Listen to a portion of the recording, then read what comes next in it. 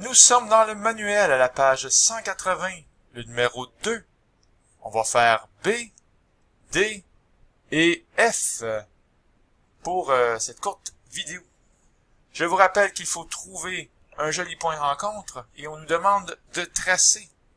Les règles sont écrites. Y est égal à 5x plus 15 par exemple.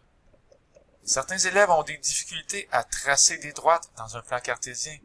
Tout ce qu'il suffit de faire, c'est de se construire donc de jolies tables de valeurs. Si x vaut 0, y vaut 15, parce que 5 fois x, comme dans 5 fois 0, plus 15, ça fait 15. Et quand x vaut 1, y vaut 20. Prenez le temps de faire de jolies tables de valeurs pour faire apparaître de jolis couples que vous faites apparaître dans votre plan cartésien, comme ça.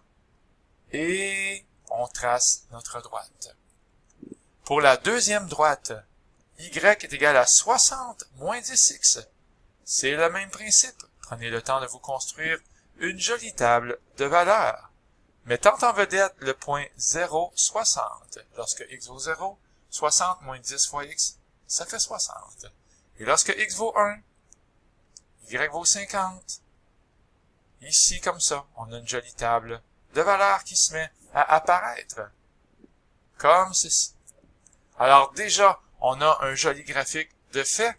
On semble voir que les coordonnées du point de rencontre sont 3 et 30. Quel coup de chance, parce que ces coordonnées-là, on les voit aussi dans notre table de valeurs. Alors vraiment, là, on a toutes les façons de voir que notre point de rencontre, c'est 3, 30. On peut aussi le faire avec la comparaison. 5x plus 15 est égal à 60 moins 10x.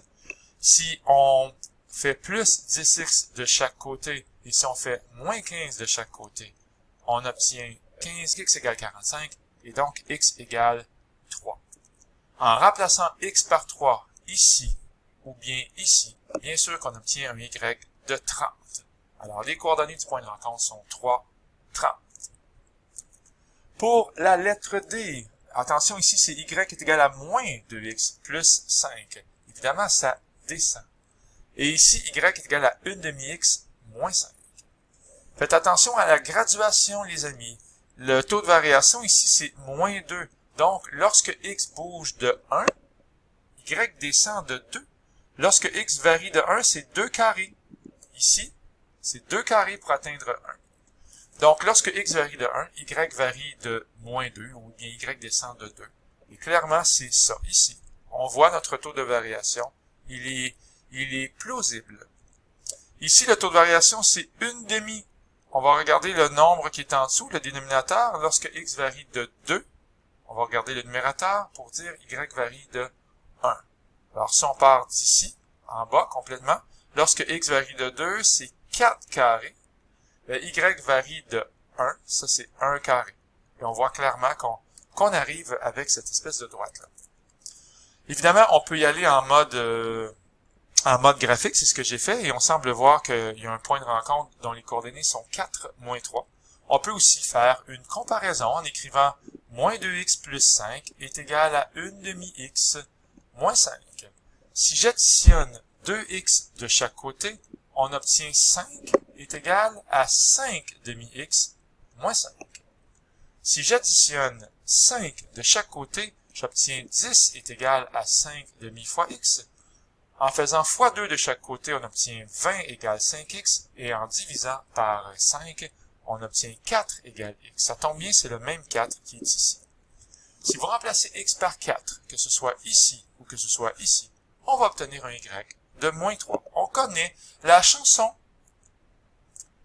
Et finalement, y égale 7. C'est toi ici. Y égale 7. Donc, quelque part, lorsque y vaut 7, on a une jolie droite, un peu ennuyante quand même. On aurait pu aussi la poursuivre par là-bas, puis par là-bas, tant qu'à y être, ici. Et ici, y est égal à 4x plus 3. Alors, si on fait une comparaison, on va tout simplement écrire 4x plus 3 égale 7. Alors, c'est vraiment dans la catégorie plutôt facile dans ce cas-là. On peut enlever 3 de chaque côté, et en divisant par 4, x égale 1, les coordonnées du point de rencontre sont 1 et 7. Voilà tout le monde, c'était mes paroles de sagesse pour la page 180, numéro 2, B, D et F. Bye.